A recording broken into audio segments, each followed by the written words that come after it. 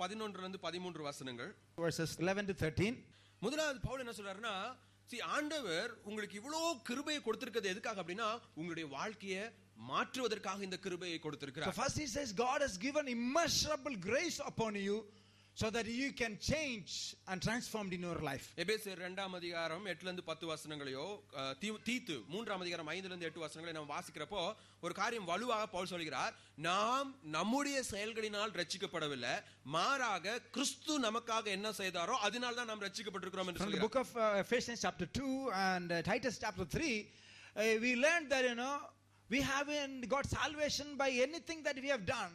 It is because of the pure grace of our Lord Jesus Christ and what he has done for us. தேவனுடைய கிருபை தான் நம்மை ரட்சித்திருக்கு. இன்றைக்கு நாம் இந்த இடத்துல நிற்கிறோம்னா அதுக்கு ஒரே ஒரு காரணம் தேவனுடைய சுத்த கிருபை. So God's grace saved us, and the reason for our standing or sitting in the church today, it is the grace of God. ஆனால் இந்த இரண்டு வசனங்களையும் நம்ம கவனமாக படிப்போம் என்றால் எதற்காக தேவன் ரட்சித்திருக்கிறார் என்பதையும் பவுல் எபேசியர் 2ஆம் அதிகாரத்திலும் தீத்து 3ஆம் அதிகாரத்திலும் தெளிவாக சொல்லி இருக்கிறார். So in these two chapters of Ephesians chapter 2 and Titus chapter 3, Paul tells us for what reason, what purpose God has saved us. தேவனுடைய கிருபை நமக்கு கொடுக்கப்பட்டதனுடைய நோக்கம் நாம் எல்லா நற்கிரியைகளிலும் தேறினவர்களாக மாறும்படியாக நமக்கு அதை கொடுத்திருக்கிறார். God has given us his grace and salvation for that we would excel in all good works. நம்முடைய வாழ்க்கையில நாம் எல்லா குணங்களிலும் வளர்கிறவர்களாக இருக்க வேண்டும் என்று தேவன் விரும்புகிறார். So God expects that all of us would grow in every area of our life. ஒருவேளை நீங்க பாத்தீங்க அப்படின்னா நான் ரட்சிக்கப்படுறதுக்கு முன்னாடி கோபப்படுகிறவனாக இருப்பேன் என்றால் நான் ரட்சிக்கப்பட்டதுக்கு அப்புறமேல என்னுடைய வாழ்க்கையில அந்த கோபத்தை தன்னுடைய அன்பினால் நிரப்ப வேண்டும் என்று தேவன் விரும்புகிறார். So if I am hot-tempered person before my salvation and after my salvation I need to grow in that area and I need to overcome my anger with the love of God. தேவனுடைய கிருபையை நாம் எப்பொழுதும் சரியாக புரிந்து கொள்ளும் பொழுது அது ஒரு ஆரோக்கியமான கிறிஸ்தவ வாழ்க்கையை பிறப்பிக்கும். So when we really understand God's grace in our lives, that will produce right kind of godliness and character in us. ஒருவேளை கிரேக்க மொழியில ரிப்பென்ட் மனம் திரும்பு அப்படிங்கிறதுக்காக பயன்படுத்தியிருக்கிற வார்த்தையினுடைய அர்த்தம் என்னவென்றால் நம்ம ரோட்ல போயிட்டு இருக்கிறப்ப யூ டர்ன் எடுக்கிற மாதிரி, அதான் அதனுடைய அர்த்தம்.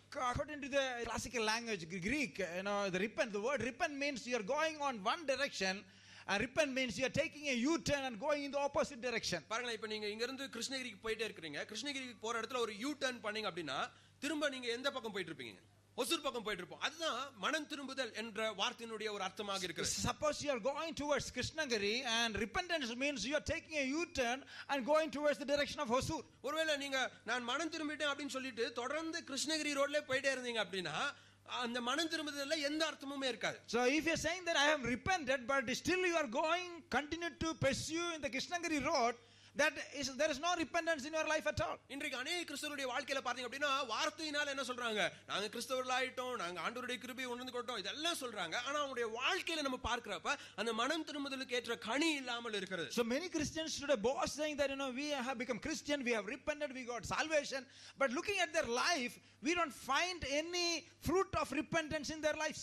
அதனால தான் பவுல் சொல்றாரு, நீங்க புரிந்து கொள்ளுங்க, தேவன் உங்களை கிருபையாய் ரட்சித்தனுடைய ஒரு முக்கியமான நோக்கம் என்னவென்றால் உங்களை அவர் பரிசுத்தப்படுத்த வேண்டும், உங்களை அவர் தனக்காக பயன்படுத்த வேண்டும் என்ற நோக்கத்திற்காக அவர் உங்களை ரட்சித்திருக்கிறார். So Paul says that purpose of his salvation for you, he wants to use you and he wants to bless you.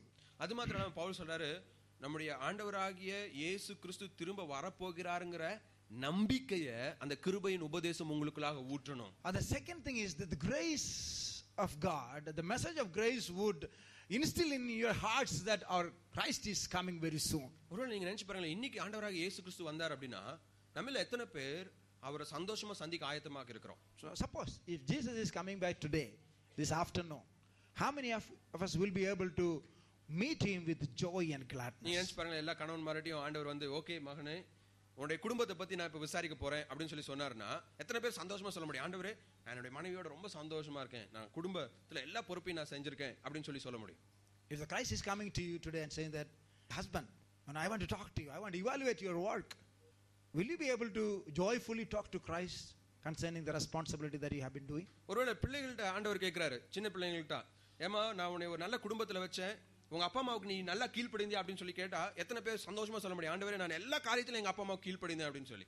If Christ is coming today and asking you as children and saying that I have kept you in a wonderful home and have you carried out the responsibility of a child How many of you will be able to respond to Christ in a joyful manner? நம்மள நிறைய பேர் எப்படி வாழ்ந்து கொண்டிருக்கிறோம் அப்படின்னா நமக்கெல்லாம் சாவே இருக்காது, எப்பொழுதுமே இந்த உலகத்திலே இருக்க போறோம் அப்படிங்கிற ஒரு நினைப்புல தான் வாழ்ந்துட்டு So இருக்கோம். many of us are living in this world as though we would never die and we are going to be here forever and ever. அப்புறம் இரண்டாவது முக்கியமான காரணத்தை 14-15 வசனத்துல சொல்றாரு. Let's read verse 14 and 15 and find the second reason. முதலாவது சொன்னாரு கிருபை, தேவன் நம்ம மேல கிருபை காட்டினது நம்மளை மாற்றுறதுக்காக. இரண்டாவது இயேசு கிறிஸ்து தன்னைத்தானே ஒப்பு கொடுத்தது எதற்காக? நம்மை மாற்றும்படியாக தன்னைத்தானே அவர் ஒப்பு கொடுத்திருக்கிறார். And first he says he has given us his immeasurable grace on us that we would be transformed. And he says why, the second reason why Christ gave himself for us, so that we will be transformed, we would become holy. பாருங்க, பவுல் இங்க சொல்ற காரியங்களை கவனிச்சு பாருங்க. முதலாவது அவர் நம்ம எல்லா அக்கிரமங்கள்ல இருந்தும் மீட்டு கொண்டுட்டார். அவர் நம்முடைய பாவங்கள் எல்லாத்தையும் மன்னிச்சிட்டாரு. So he says that first of all he says he has redeemed us from every lawless deed that we have done.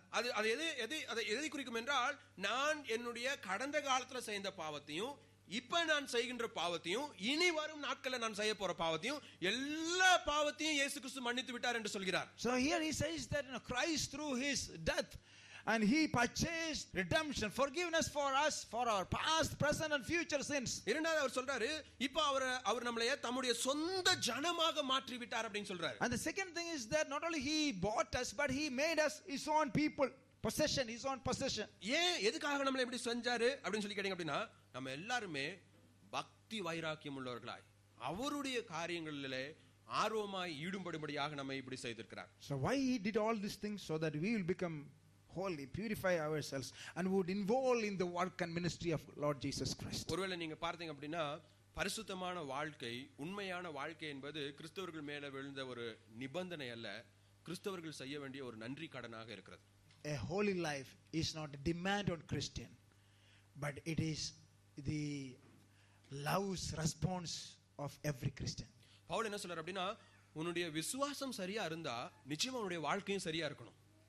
So Paul says if your faith is right, then your behavior, your lifestyle also should be in the right way. ஒருவேளை உன்னுடைய வாழ்க்கையில ஏதாவது பிரச்சனை இருக்கு அப்படினா, இன்னும் உன்னுடைய விசுவாசத்துல நீ தெளிவு படல அப்படினு சொல்லி அர்த்தம். So Paul says if you are still not right in your life, that means there are some areas of your faith you need to grow. பாருங்க, பவுல் இங்க சொல்றாரு, இயேசு கிறிஸ்து தன்னையே உங்களுக்காக ஒப்பு கொடுத்துட்டார்.